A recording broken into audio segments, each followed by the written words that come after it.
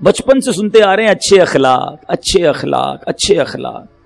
अखलाक अच्छे होने चाहिए। अच्छे अखलाक कहते किसको हैं मेरे बीच इस्लामी भाइयों? नबी पाक अलैहिस्सलाम का एक शानदार कॉल जरा सुनिए, हदीस सुनिए। आका फरमाते तुम लोगों को अपने अमवाल से खुश नहीं कर सकते।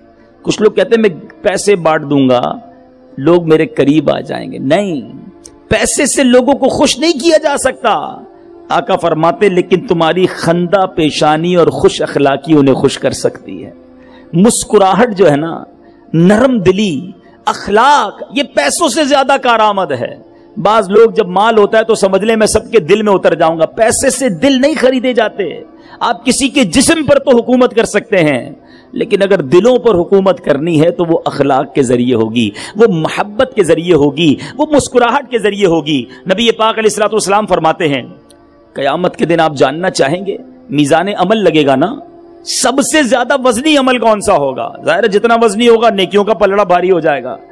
आका फरमाते कल कयामत के दिन बंदे मोमिन के मीज़ान अमल में हुस्ने अखलाक से ज्यादा वजनी कोई अमल नहीं होगा।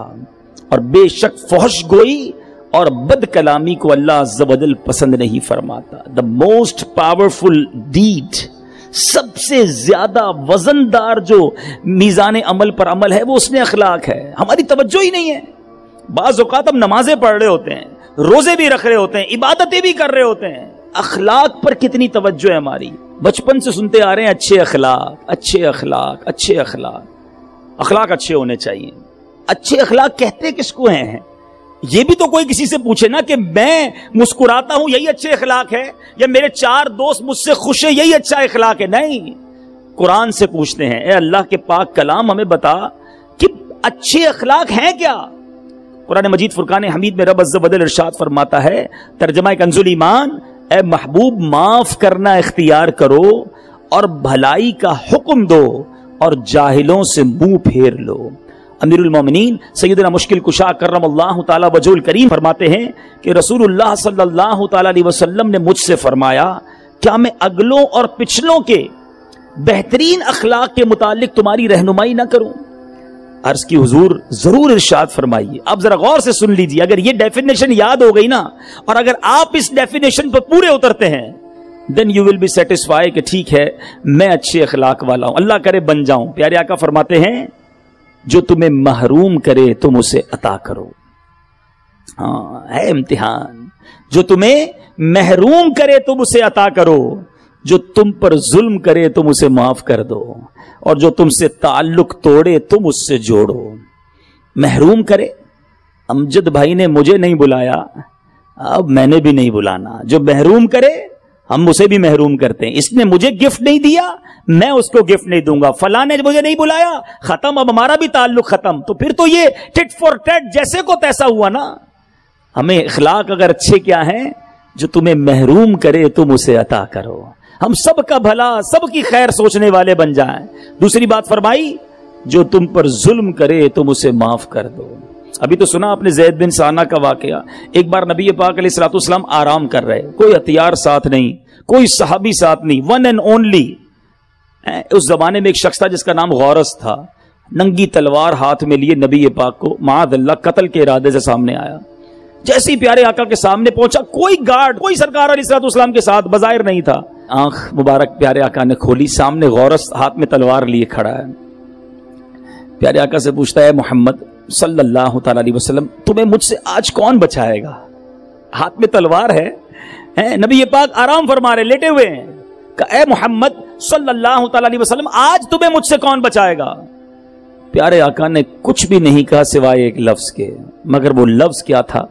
अल्लाह। क्या फरमाया? अल्लाह। अल्लाह लफ्ज निकला किसकी जबान से? रब के हबीब की जबान से। दिल में उतर गया, गौरस कांपने लगा। सिर्फ लफ्ज अल्लाह सुनकर कांपते कांपते तलवार गिर गई। नबी पाक ने वो तलवार उठाई, फरमाया गौरस अब तुझे कौन बचाएगा मुझसे? कहता है आप करीम हैं, आप ही माफ फरमा दें। नबी पाक फरमाया जा मैंने तुझे माफ कर दिया। मेरे बीच इस्लामी भाइयों, जुल्म करे तुम उसे माफ करो। प्यारे आका की सीरत भरी पड़ी है। अगर फतेह मक्का के वाक़े को देखा जाए, वो सारे लोग मौजूद थे जिन्होंने जुल्म किया था। سب کو تو معاف کیا میرے آقا نے. سلام اس پر کہ جس نے خون کے پیاسوں کو کبائیں دی, سلام اس پر کہ جس نے گالیاں سن کر دعائیں دی. میرے آقا اور صحابہ نے یہ پروف کیا کہ ظلم کرنے والوں کو معاف کیا. ہم کرتے ہیں معاف؟ نہیں جناب, میں نہیں چھوڑوں گا, اس نے مجھے ستایا, اب میں بتاؤں گا میں کون ہوں. اور واقعی ہم بتا دیتے ہم کون ہیں. جب بندہ بدلہ لیتا ہے تو پتہ چل جاتا ہے وہ کون ہے. ہمیں قرآن حدیث یہ سکھاتی ہے کہ معاف کریں, بدلہ نہ لیں, ریونج نہ لیں. ٹھیک ہے بعض اوقات غلطی ہو جاتی ہے انسان سے. میں آپ کو صحیح بتاؤں, یہ جو ریونج کی عادت ہے نا, بدلے کی عادت ہے, اس نے کئی دوستیاں ختم کروا دی, کئی پارٹنرشپس ختم کروا دی, کئی رشتے داریاں توڑوا دی, کئی محبتیں ختم کر دی. اگر ہم صبر کرنے والے, معاف کرنے والے ہوتے تو آج وہ ہمارے دوست ہوتے جو آج دشمن بنے بیٹھے ہیں. آج وہ بھی رشتے دار ہوتے جن سے رشتے داریاں ٹوٹ چکی ہیں. لیکن بس وہی بدلہ لینے کی عادت, معاف نہ کرنے کی عادت, غصہ کرنے کی عادت. اے میرے میٹھے اسلامی بھائیوں, اس میں اپنے آپ کو ہمیں بدلنا ہوگا. اور حدیث کا جو تیسرا سیگمنٹ تھا, جو تیسرا اشارہ تھا, آقا فرماتے ہیں کہ جو تم سے تعلق توڑے تم اس سے تعلق جوڑو. بعض اوقات رشتے دار نہیں بلاتے, اپنے گھر پر نہیں بلاتے, ہم بھی نہیں بلاتے, ہم نہیں جاتے اس خالہ کے گھر پر, ہم اس چچا کے یہاں نہیں جاتے. کیوں؟ کیونکہ وہ بھی نہیں آتے. اپنے بچوں کی شادی میں نہیں بلایا تھا ہم کو. یہ اخلاق نہیں ہے. آپ ایک بار آگے بڑھ کر انہیں بلا تو لیجئے, انشاءاللہ رشتہ داری شروع ہو جائے گی. تھوڑی سی لائف ہے, خوش ہو کر جی لیجئے, رشتہ داریاں محبتیں بانٹ کر جی لیجئے. اور یہی میرے آقا علیہ الصلوۃ والسلام کی خوبصورت تعلیمات ہے. میں ایک ایسا واقعہ سنانے جا رہا ہوں, جب میں نے پڑھا نا رونگٹے کھڑے کر دیتا ہے. اگر باپ ہو, کوئی بھی دنیا کا باپ ہو, اور اس کی بیٹی کے ساتھ یہ واقعہ ہو جائے, کیسے صبر کرے گا, کیسے وہ ریونج نہیں لے گا. اور یہ والد کون تھے اور یہ بیٹی کون سی تھی, ذرا سنیے اور ایمان تازہ کیجئے. نبی پاک علیہ الصلوۃ والسلام کی شہزادی, والد ہیں میرے آقا, شہزادی ہیں حضرت زینب رضی اللہ تعالی عنہا. ان کے شوہر ابو العاص بن ربی نے غزوہ بدر کے بعد مدینہ منورہ کے لیے روانہ کیا. اب یہ خبر قریش مکہ کو, کفاران مکہ کو پہنچ گئی کہ بی بی زینب جا رہی ہے مدینہ. اب وہاں خیر سے پہنچ گئی تو پھر تو یہ بھی امن میں آ جائیں گی. وہ نہیں چاہتے تھے نا کہ لوگ ایک ایک کر کے مدینہ شریف پہنچ جائیں. میٹھے اسلامی بھائیوں, اب کیا ہوا, ان کفار نے حضرت زینب کا پیچھا کیا. مقام ذی طوا پر بی بی زینب رضی اللہ تعالیٰ عنہ کو روک لیا گیا.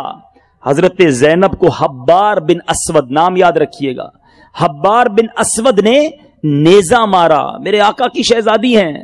جب وہ نیزہ مارا نا تو آپ اونٹ سے نیچے گری, زخمی تو ہوئی, آپ اس وقت حاملہ تھی, پریگننٹ تھی, آپ کا حمل ضائع ہو گیا. اب ذرا غور کیجئے, نبی پاک کی شہزادی, اور اس طرح آپ کو تکلیف پہنچائی گئی. مگر میٹھے اسلامی بھائیوں, یہی حبار بن اسود کچھ عرصے کے بعد مقام جعرانہ پر نبی پاک علیہ الصلوۃ والسلام کے پاس آ کر بیٹھ گیا. اب آیا, حالانکہ یاد رہے کہ ابھی اسلام قبول نہیں کیا تھا. صحابہ کرام نے عرض کی, حضور حبار بن اسود آ گیا ہے. ارشاد فرمایا, میں نے دیکھ لیا ہے اسے. کچھ صحابہ کھڑے ہو گئے کہ اب بدلہ لیتے ہیں, ہماری شہزادی حضور کو اس طرح زخمی کیا, حمل ضائع ہو گیا, کتنی تکلیف ہوئی ہوگی اس باپ سے پوچھو کہ جس کی بیٹی اس طرح زخمی ہو جائے. اور صحابہ غصے کے مارے کھڑے ہو گئے کہ حبار بن اسود کو مار دیں. میٹھے اسلامی بھائیوں, حبار نے کھڑے ہو کر کیا کہا, کہتے ہیں اے اللہ کے نبی صلی اللہ تعالی علیہ وسلم, آپ پر سلامتی ہو. میں گواہی دیتا ہوں کہ اللہ کے سوا کوئی معبود نہیں, اور میں گواہی دیتا ہوں کہ محمد صلی اللہ تعالی علیہ وسلم اللہ کے رسول ہیں. فوراً ایمان لے آیا. کہتے یا رسول اللہ, میں آپ سے بھاگ کر کئی شہروں میں گیا, چھپتا رہا کہ مجھے پتا تھا میں نے جرم بہت بڑا کیا ہے, میں چھپ کر زندگی گزارتا رہا, میں کوشش کرتا رہا کہ میں غیر عربیوں کے ملک میں سیٹل ہو جاؤں, مگر مجھے آپ کی نرم دلی, آپ کا پیارا برتاؤ یاد آتا رہا. اے اللہ کے نبی, ہم شرک میں مبتلا تھے, پھر اللہ نے آپ کے وسیلے سے ہمیں ہدایت دی اور ہمیں ہلاکت سے نجات بخشی, لہٰذا آپ میری جہالت اور میری اس بات کی جس کی آپ تک خبر پہنچی ہے درگزر فرمائیں. میں اپنے برے کاموں کا اعتراف کرتا ہوں, آج معافی مانگتا ہوں, مجھے معاف کر دیجئے. اے میرے میٹھے اسلامی بھائیوں, نبی پاک نے فرمایا, جاؤ میں نے تمہیں معاف کر دیا. یہ ہے میرے آقا کی سیرت. ہمارے پیر پہ کسی کا پیر پڑ جائے نا، اتنا بڑا ظلم تو چھوڑ دیجئے، چلتے چلتے پیر پہ پیر پڑ جائے تو بندہ پیچھے سے آواز لگاتا ہے اندھے ہو نظر نہیں آتا. کیا اس سے غلطی نہیں ہو سکتی ہے؟ ہماری گاڑی سے کوئی چھوٹا سا اسکریچ موٹر سائیکل والا لگا دے تو جب تک اس کو 2 گالیاں نہ دے میں چین نہیں آتا ہے. چلتے چلتے کوئی گاڑی آگے ہمارے نکالے تو شیشہ اتار کر اس کو جب تک آل فول نہ بکے تو چین نہیں آتا. کیوں اتنی سختی ہے ہمارے اندر؟ کیوں اتنا ریونج ہے؟ ارے جس نبی کا کلمہ پڑا وہ تو معاف کرنے والے، وہ درگزر کرنے والے، وہ نرمی کرنے والے، اور ان کا غلام کیوں اتنا غصے کا بھرا ہوا ہے کہ نہیں جناب جب تک جواب نہیں دوں گا مجھے چین نہیں آئے گا. صبر کرنے والے بنو، برداشت کرنے والے بنو. میرے بیچ اسلامی بھائیوں، نبی پاک علیہ الصلوۃ والسلام سے ایک بار ایک صحابی نے کمال کا سوال کیا. میں کہتا ہوں کمال سوال ہے. سیدنا ابو دردہ کہتے ہیں کہ میں نے عرض کی یا رسول اللہ مجھے کوئی ایسا عمل ارشاد فرما دیجئے جو مجھے جنت میں داخل کر دے. کون کون چاہتا ہے بھائی؟ سارے ہی چاہتے ہیں نا. ایزی کوسچن، آقا کوئی ایسا عمل بتا دیں کہ جنت میں داخل کر دے. اور نبی پاک نے کوئی بہت لمبی لسٹ نہیں دی. دیر آر اونلی 3 words، صرف 3 میں جواب دیے، 3 لفظوں میں. فرماتے لا تغضب ولک الجنہ، غصہ نہ کیا کرو تیرے لئے جنت ہے. اب ذرا غور کیجئے، اور ہم غصے ہی کو پکڑ کے بیٹھے ہیں، ریونج کو پکڑ کے بیٹھے ہیں. اور جتنا بندہ پاور میں آتا ہے نا، غریب ہوتا ہے تو تھوڑا نرم ہوتا ہے کیونکہ بگاڑ نہیں سکتا کسی کا. جیسے جیسے پیسہ آتا گیا، تعلقات بنتے گئے ہیں، اسٹیٹس بلند ہوتا گیا، ہمارا جلال بھی بڑھتا گیا، ہمارا ریونج بھی بڑھتا گیا، ہمارا ٹور اور اسٹائل بھی بدلتا گیا کہ اب بتاتا ہوں میں کون ہوں. میرے آقا فرشتوں کے آقا ہیں مگر چٹائی پر سونے والے ہیں، نبیوں کے سردار ہیں مگر غریبوں کے ہاں دعوت کھانے والے ہیں. میرے آقا کونین کے والی ہیں مگر جان کے دشمنوں کو معاف کرنے والے ہیں. میں اور آپ تو ان کے قدموں کی خاک کے برابر بھی نہیں نا. پھر کس بات کا غرور ہے؟ پھر کس بات کا فخر ہے؟ پھر کس بات کا ریونج ہے؟ نہیں میرے پیچھے اسلامی بھائیوں، یہ ہم غلط لائن پہ چلے گئے ہیں، یہ ہم غلط روٹ اپنا بیٹھے ہیں. یہ اسلام نہیں ہے، یہ شریعت نہیں ہے، یہ نبی پاک کا طریقہ نہیں. غزوہ احد کا موقع، میرے آقا کے چہرے کو زخمی کر دیا گیا، لہو لہان، خون بہ رہا ہے، مگر زبان پر کیا جاری تھا؟ نبی پاک فرماتے اللہم اہدی قومی فانہم لا یعلمون. اے اللہ عز و جل میری قوم کو ہدایت عطا فرما کیونکہ یہ لوگ مجھے نہیں جانتے. حق کی راہ میں پتھر کھائے، خون میں نہائے طائف میں. حق کی راہ میں پتھر کھائے، خون میں نہائے طائف میں.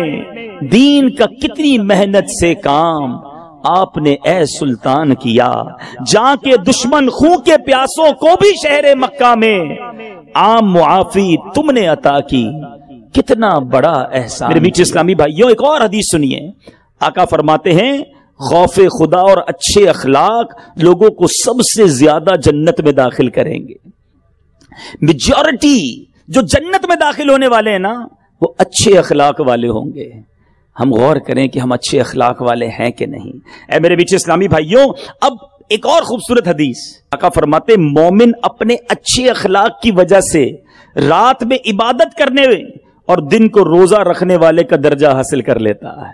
اخلاق کی وجہ سے اتنا بڑا عبادت گزار جو اس کے برابر پہنچ سکتا ہے. اللہ مجھے اور آپ کو اچھے اخلاق والا بنا دے، نرم بنا دے، شفیق بنا دے، مسکرانے والا بنا دے، دل آزاریوں سے بچنے والا بنا دے.